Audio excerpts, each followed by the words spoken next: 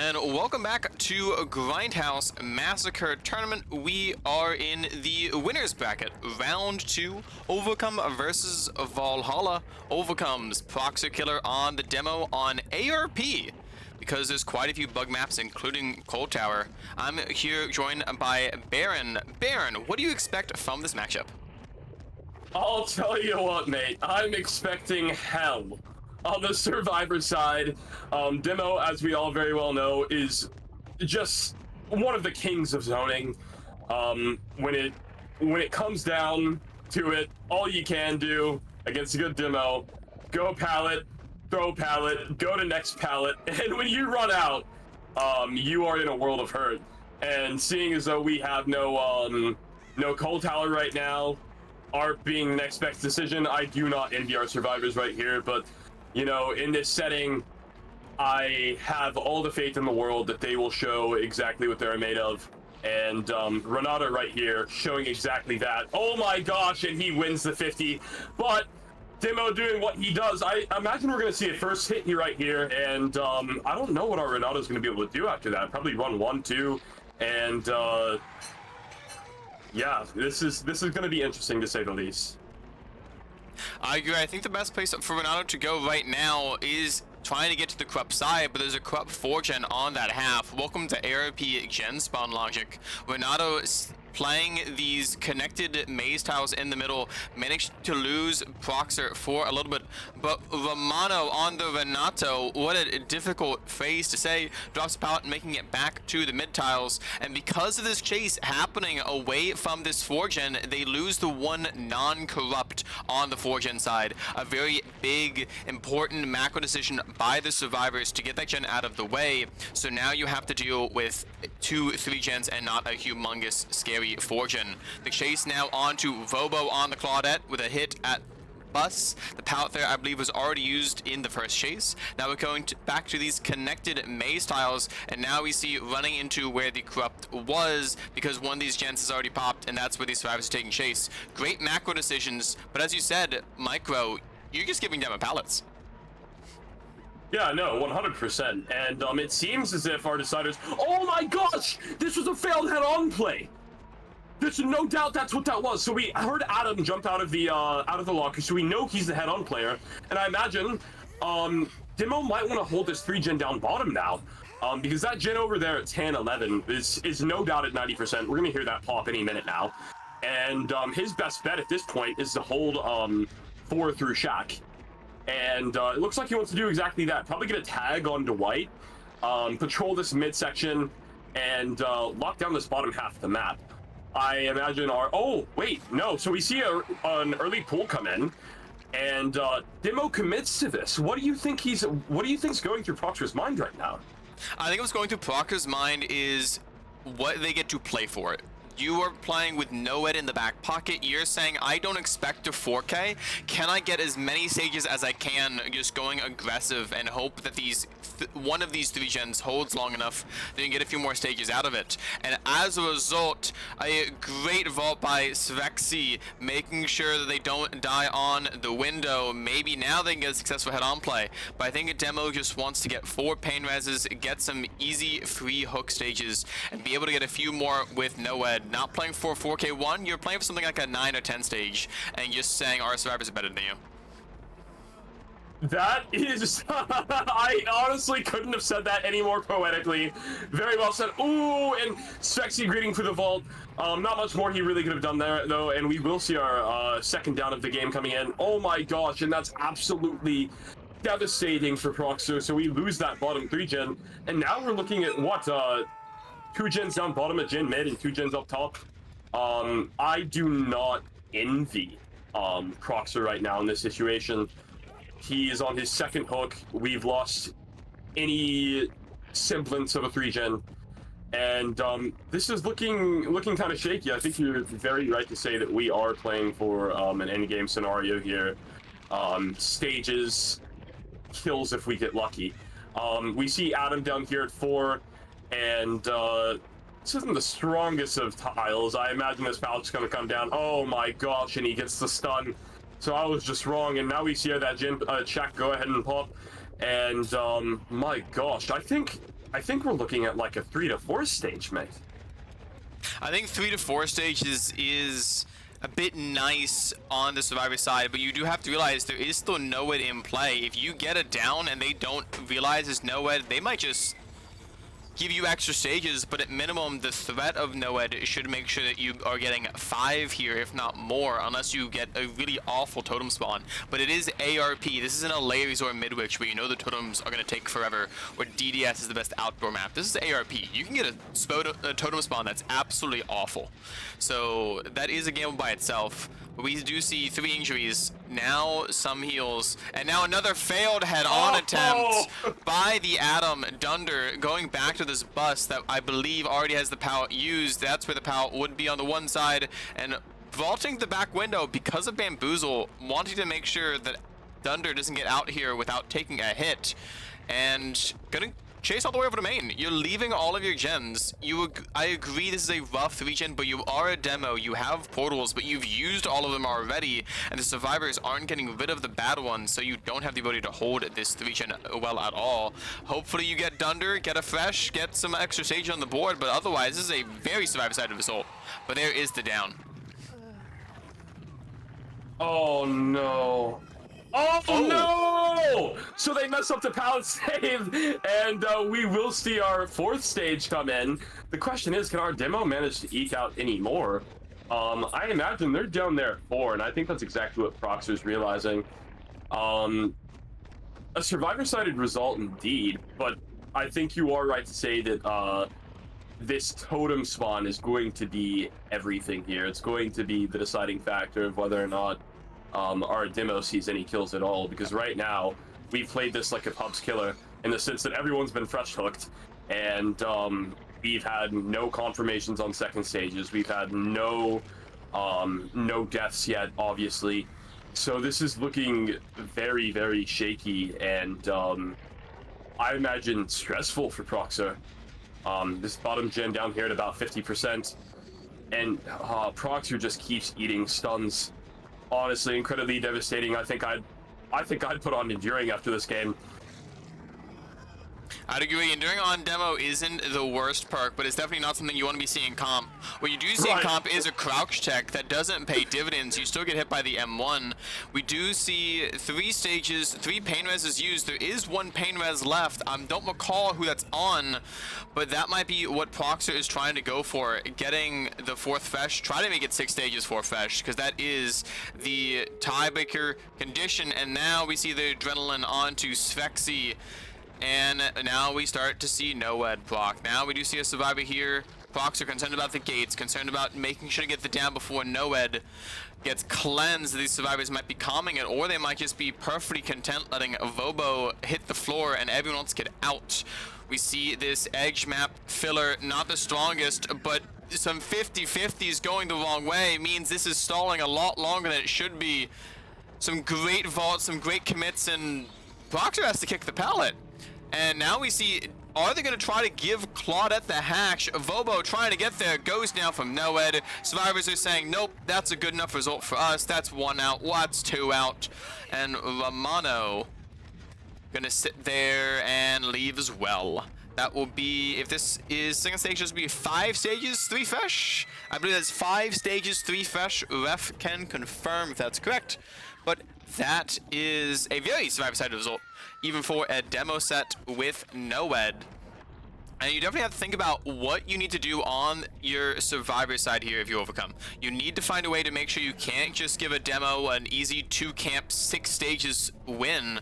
But we'll see how Valhalla's killer and overcome survivors can do right after this. Welcome back to Overcome versus Valhalla in the Grindhouse Massacre tournament. We have Valhalla on the killer Vobo trying to get a 6-stage win con or a 5-stage 3-fesh tie con on demo ARP against these Overcome survivors. And Baron, what do you think these survivors need to do to get that kind of result? I'm thinking they're going to absolutely need to play this bottom side for chases this first half if the demo allows it.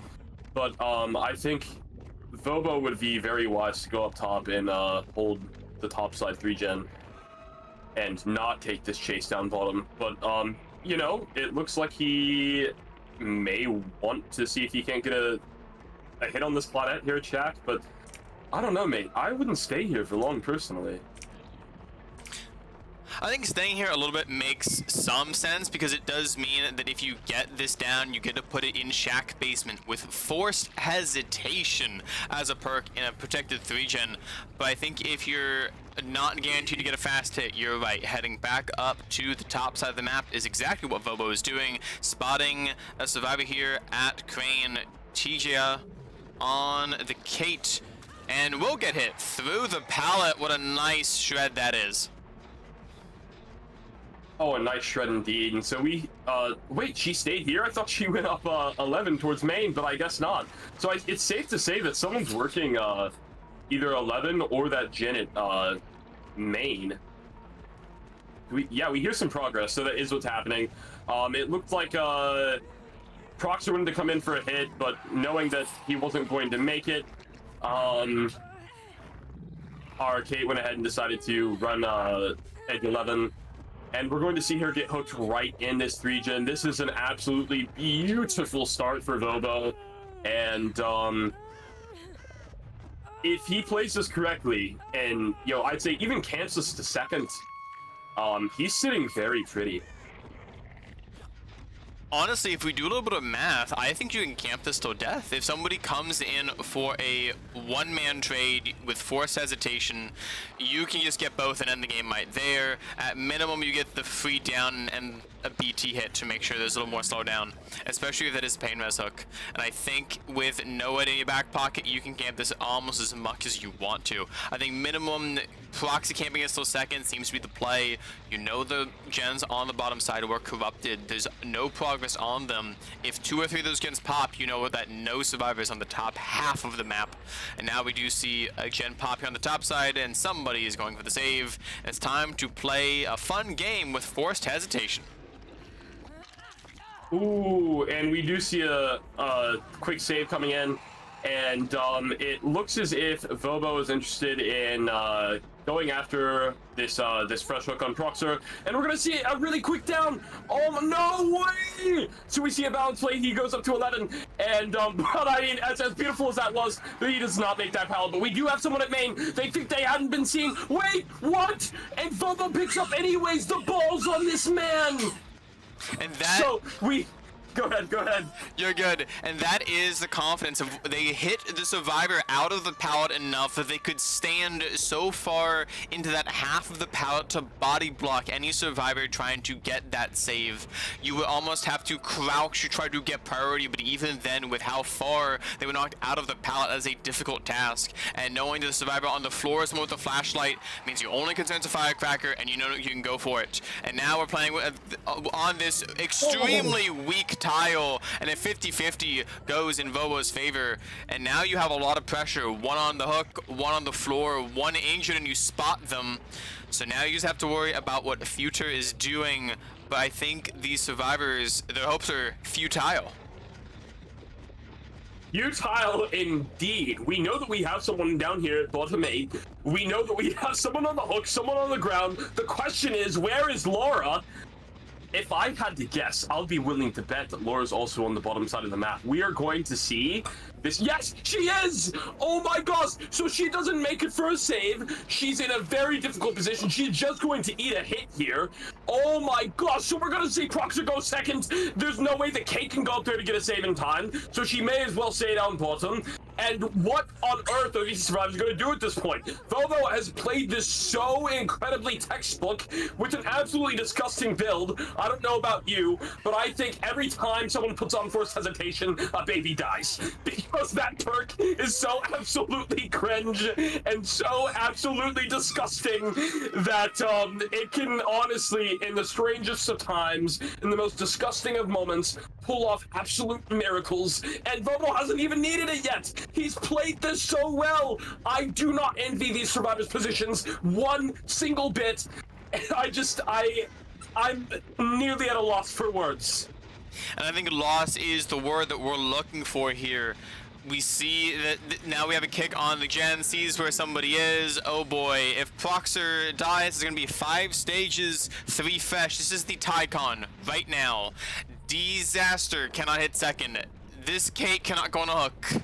This is the last hope for Overcome. If they want to overcome this deficit, and there's the down. If you hook this, it's over.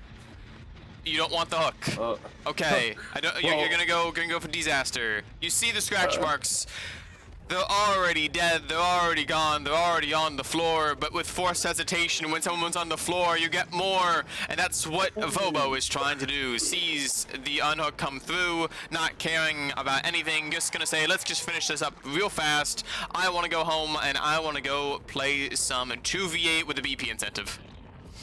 Oh my god, some 2v8 with the BP incentive, but I'll tell you what, Disaster's the wrong team here, mate. I think we're looking at Overcome versus Valhalla, and Valhalla is certainly sending them to, as that one awful commentator from quite a few years ago that we would all remember, would say, Vobo is certainly sending them to Valhalla, but I don't think they're accepting them on the roster. This has honestly been a very devastating match, and very well done by Vobo. Like I said earlier, absolutely textbook play, and I imagine we're gonna see a slug out here, and probably gonna go for the 3-man slug, no?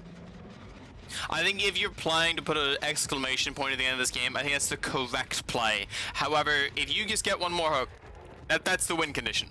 Technically speaking, right now, if these survivors manage to pick everybody up and heal and reset and pop all the gens, it would be a tie. So I think you play safe, get one more hook for the win condition, and then you have a blast with whatever you have to do.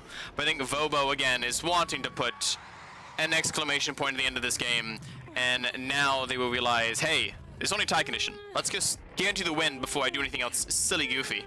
And this hook will be the set win for Valhalla, and there it is. Now it is official. Now we're going to be looking at where the slug is and where the ancient person is and seeing what the end result of this game is. Because even though the result is determined for the set, I still want to see what kind of 4K this is. If it is a 4K at all. Oh, 100% going to be a 4K. I have all the faith in the world for Vobo. It looks like Claude was back here trying to greed this Jin at 12, and she realizes the fatal mistake that she has made. Fatal indeed, because once this pallet comes down, she's in a world of hurt. And even without it, that beautiful, beautiful demonstration of Demogorgon mechanics by Vobo. We see our second survivor go death, and now Vobo doesn't even need this slug. He could just go back to Shack, camp the hatch, close it, and call it a day. But very well done. And we see Laura wiggling for mercy, but I think none will be shown. There's no mercy here, folks.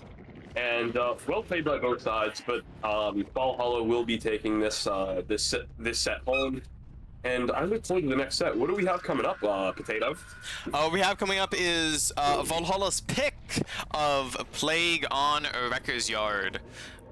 This match was Overcome's pick, so we'll see what Valhalla has to say on their own pick, see if a similar result is occurring, or if Overcome has some tricks up their sleeve. But regardless, we'll find out right after this. Welcome back for set 2 of Overcome versus Valhalla. Valhalla up 1-0, and now we're on their pick of Plague on Wrecker's Yard. Dunder, Valhalla's killer for this against these Overcome survivors, with D's running no mither. Baron, what do you expect? Well, I expect one hell of a matchup.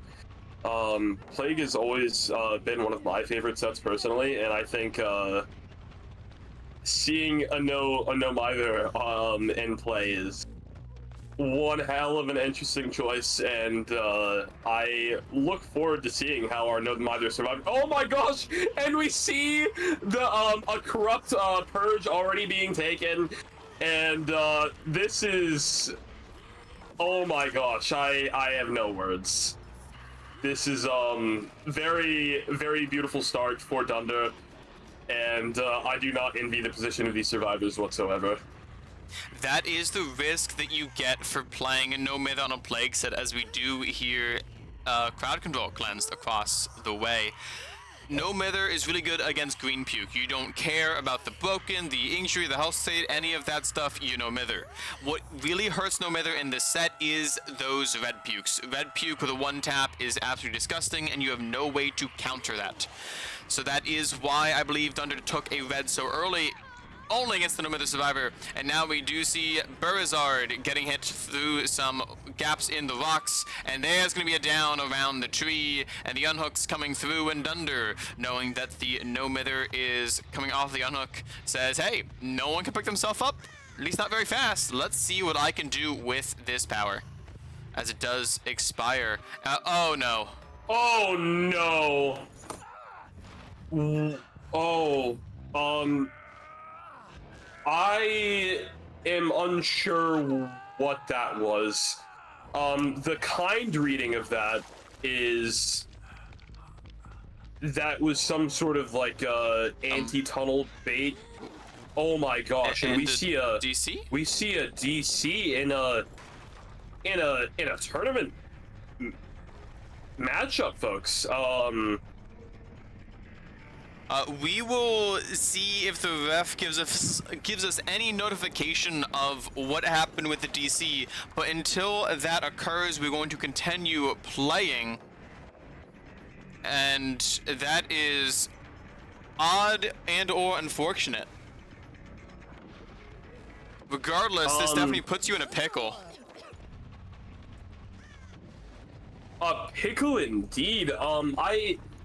If I had to guess what happened there, I think my kind interpretation of events was wrong. My kind interpretation would have been that this is some sort of anti-tunnel bait, but, you know, that's just not something you ever see in comp, so I wanted to give them the benefit of the doubt. Maybe they had some mega brain plan, but I think that was just a very unfortunate blunder by Throxer, and I think that may have hurt him a little bit inside, and he possibly DC'd out of habit. You know, when you are playing competitive scrims, not an attorney, but when you're playing competitive scrims, whenever such a mistake is made, it is very common, just for the sake of time saving, to go ahead and DC out. It's not a BM thing, it's not a, oh, I'm mad thing, it's a, you know, we're wasting time at this point if we continue playing this out thing. So potentially out of habit, but also potentially out of frustration.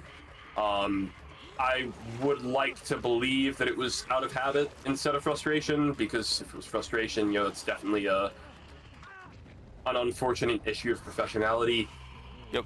But, you know, if it was out of frustration, that's very unfortunate and something that the refs are probably going to look at later. Yes, from the slight glimpses that I am seeing, I'm hearing some conversations about a CPU shutting down due to whatever occurred, but we will get back to you when we have more details. But regardless, let's talk about the match at hand. We still do have a match, then see if these survivors can pop any more gems to make this 4K hurt a little bit less. A 4K is not a win, and not a 4K is not a loss. It's a head-to-head matchup. So let's see if they can get a few more of these gems to pop, to see if they can hopefully recover on the other half of this set. Dunder trying to make sure that doesn't happen with 3 injuries and trying to mind game out of Pallet Gym as Disaster is just running away. Dunder showing some signs of weakness. Even after everything that has been happening, there is a heal on Achilles, and we'll see if the resets get value, but Disaster getting grabbed from a pallet. See, back there, Dunder won a mind game at that seawall. I think had he committed the way around, he could have gotten that M1, no? Am I crazy for thinking that? I think you have a fair point, but I do not know what is going on in these survivors' heads. Everything is chaos at the moment with set results and a DC by whatever circumstances. So we're just gonna play this looking like a 4K4, but these survivors can crank it out to a 4K3 or get a hatch play. It gives your killer player just a little bit more hope. But now we do see leaving chase on Burizard after that pallet, trying to find Milton the Atom, and seeing what we can do. We see some scratch marks over here in a deep pocket, but we want to grab a red and go straight back over to the general half that Burzard is looking at. Ruin is still up, eating away at these gems, as these survivors have to respect the potential. And here's another survivor out of a locker, but I think that one is a little bit more planned and understandable. Yes. Then the other, maybe Milton has a kind of high progress, as we'll check spectator, see what Milton's doing as they try not to bug him out. Milton trying to work Gen across the map. Likely not enough progress, but it is worth a shot at least. Ruin gonna tick away at that as they hop off of it. Yeah, no, gonna tick away indeed, and I think this is all she wrote for this set, folks. Adam opting to leave and go one. I have to be honest, I think that's an incredibly fatal decision. Yeah, I think the best thing he could have done at this point, though he was going to go down anyways, if he stayed at that seawall, he would have been zoned. If he left it, he was going to go down. I think he probably would have saved a bit more time had he stayed at the seawall, but at this point, you know, it really didn't matter. So we're going to be seeing a 4K4,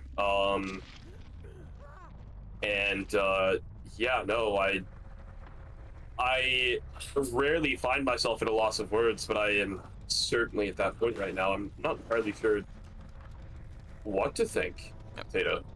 Pending the result of that DC and what is happening on the back end, we will see a tie condition of 4K4 and update you with another match of whatever is occurring as soon as we possibly can. But for now, this is all we have, so we'll see you after this break. And welcome back to set 2, match 2 of Overcome versus Valhalla. It is Plague Wrecker's Yard with Overcome Disaster on the Plague.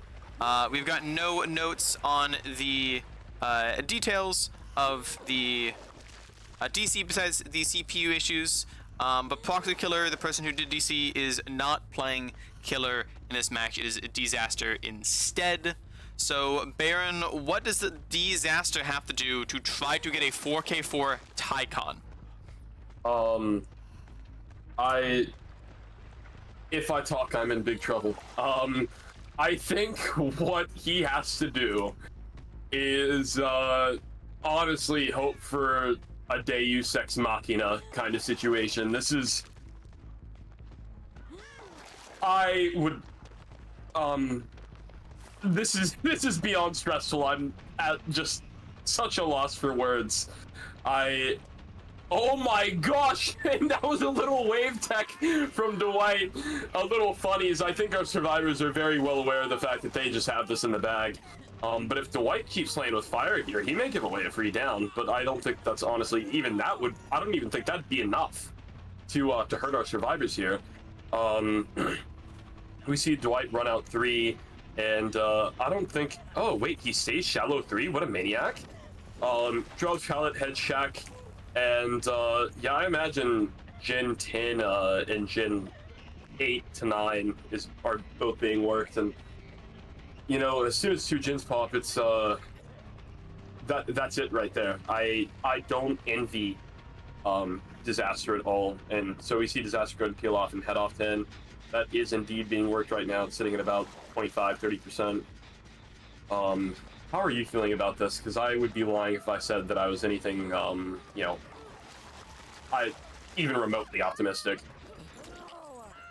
I think optimistic isn't the word, but there is always a little bit of a chance when you put someone in a situation like this. You have 2 injuries, you know your 3 corruptions are at 0, you've checked 2 of them by hand, this one's at 50, Truck might have some progress on it as well, but you're getting this Columbine eruption down to get rid of all of this. You need to play Super Sluggers, and I don't mean the old Mario game on the Wii. You need 4 people on the floor, or at least 2 or 3 real fast if you want a chance at this. Columbine giving you the info to find these people. You have a hope and a prayer. You can 4K5 on any killer if the survivors mess up enough, or if you're Xeno. So we'll see if Disaster can pull something off here at the 4-lane pallet, and the 50-50 means Eruption's gonna proc. We're gonna see if someone's here for the pallet save, or if they're just stalling for time. Yeah, no, stalling for time indeed, and I think that's likely what we're seeing here. I don't think anyone's going to come here for the save. They would be better, their efforts would be better spent just working gens, but it seems that Adam wanted to agree for the pallet save anyways. Interesting decision, but a fair one nonetheless. So we're going to go and see our first hit coming in here at 5 gens. And it will be a pain res, so that is huge for Disaster. And we see Disaster give off some nods and approval, but I think that, you know, even with that, this still is looking very stressful, to say the least. I imagine that Disaster may drop this in a moment if we don't get an immediate slug. And he may go back and get that corrupt pull that was up there, Shadow 10.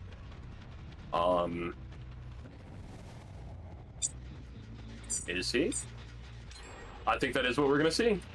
And there is one generator popping. Now the best result is a tie for Disaster, but a tie would still push this into a tiebreaker. Set 3 to let you keep fighting up in the winner's bracket. Now we see down and an eruption proc, and now just gonna slug it, knowing that Vobo was hooked once. Vobo isn't a pain res.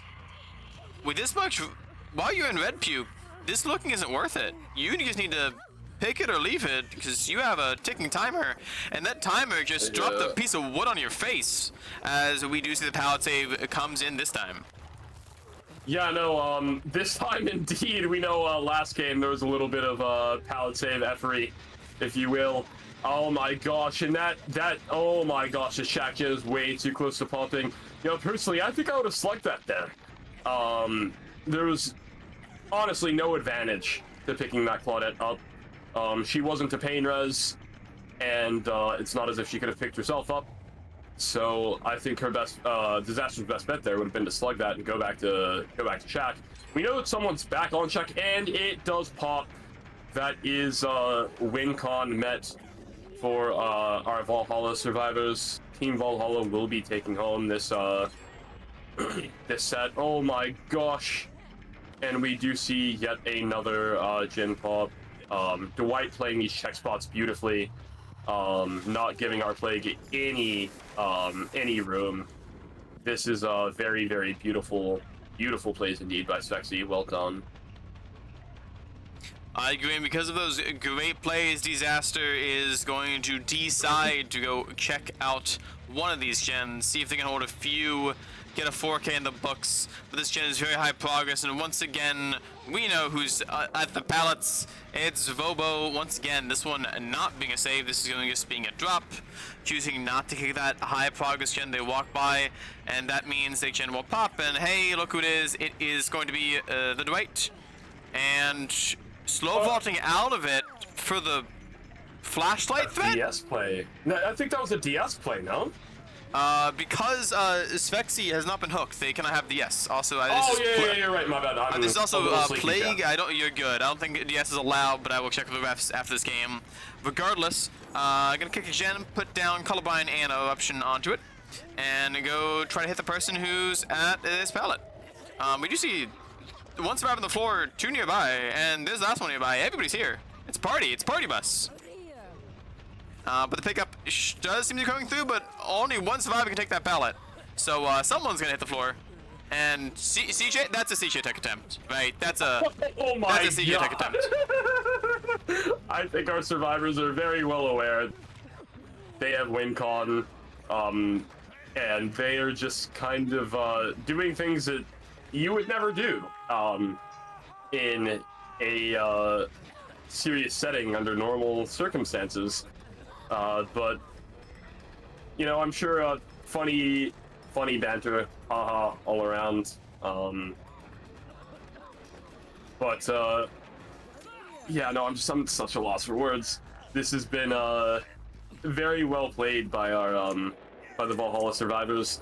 We see a cleanse coming in, and I imagine a gen's going to pop any time now. But this is an interesting set of events for certain.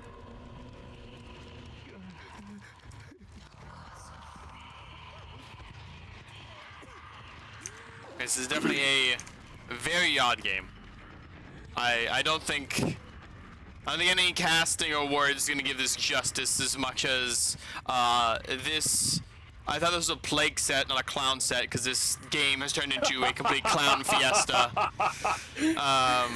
As we do see the unhook is gonna get a red puke and a pickup on to Svexy. And this is their second hook, so will not be a pain res. We've got every survivor hovering for everything ever.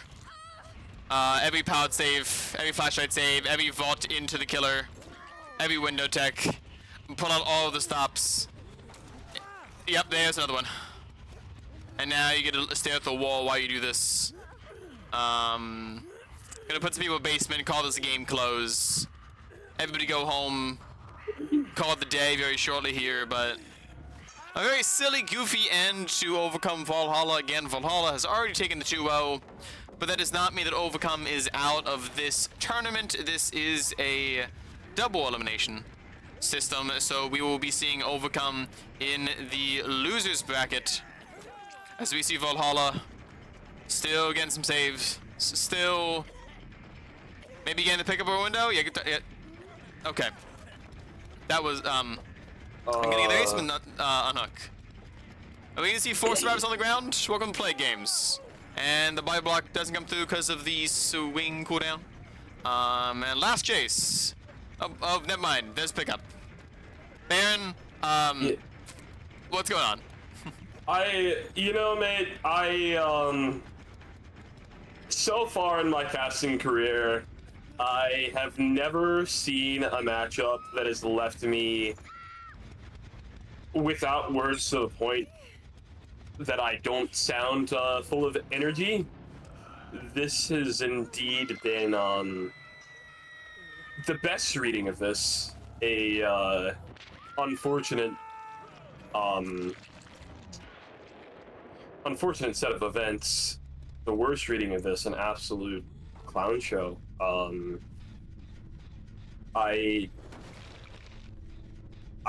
don't really know what to say. I don't think I've ever seen a matchup like this, be it in my own comp Survivor career, nor my casting career, that I have ever seen something that has left me, like I said, so speechless, and also be so confused to the point to where I sound unenthused. I'm not entirely sure what to think.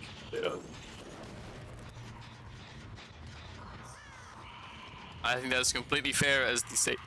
Excuse me, as the save does come through. So we have a 3v1 and a 3-gen. This is now going back to normal statements for comp. The killer is trying to deny the last gen from popping, and a swing through a pallet causes eruption to proc. And a cleanse occurs. We're back to a regularly scheduled program besides that pallet save that makes me eat those words, because like Disaster ate a pallet. And now we do see back on the chase onto Romano, who kicked off this first set, and some, is that sandbagging? That looked like some sandbagging. I don't know. Bit odd right there. Already poorly taken body block, but regardless, Vobo does take a hit for it. And Disaster has 2 injuries. Just gonna be running down the Claudette Vobo, who I believe is on a death hook. So this will be a kill if they can get it. And the dodge means that there's a down. Flashlight save does not come through. And down to here, thinking about taking hits. Gonna get the free blind, but that's gonna be the second kill. And both of these survivors have been hooked once already. But some people have not used the pain res yet, which I believe are these two, but not quite sure. So now we're gonna see some more vomiting and trying to deny this window. Good body block, but Adam is not fully infected yet. Trying to swing to get the body block on the window. And Dunder having a good chase here to make sure this last gen is popping. Yeah, no, I imagine we'll see this last gen popping anytime soon, assuming that we don't have any goofy head-on plays, goofy flashbang plays, or anything of the sort. Um, we see our Adam here playing Shaq, playing it pretty well. Oh my gosh, what a risky vault. Um, yeah, no, I imagine this is going to be over very soon. We see Entity Blocker coming in. Adam often go the short side of Shaq. We know that Jin over there down at I'm gonna say 7.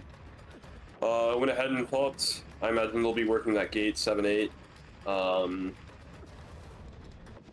it looks as if Disaster's kind of let the fact go that Renato's going to get out. Not that it really matters. And we're gonna be seeing a 3K coming in, and yeah, well played by our Valhalla survivors. Well played by Team Overcome. Valhalla will be taking home the bag today, and yeah, folks, we will be back later today with 3 more matches.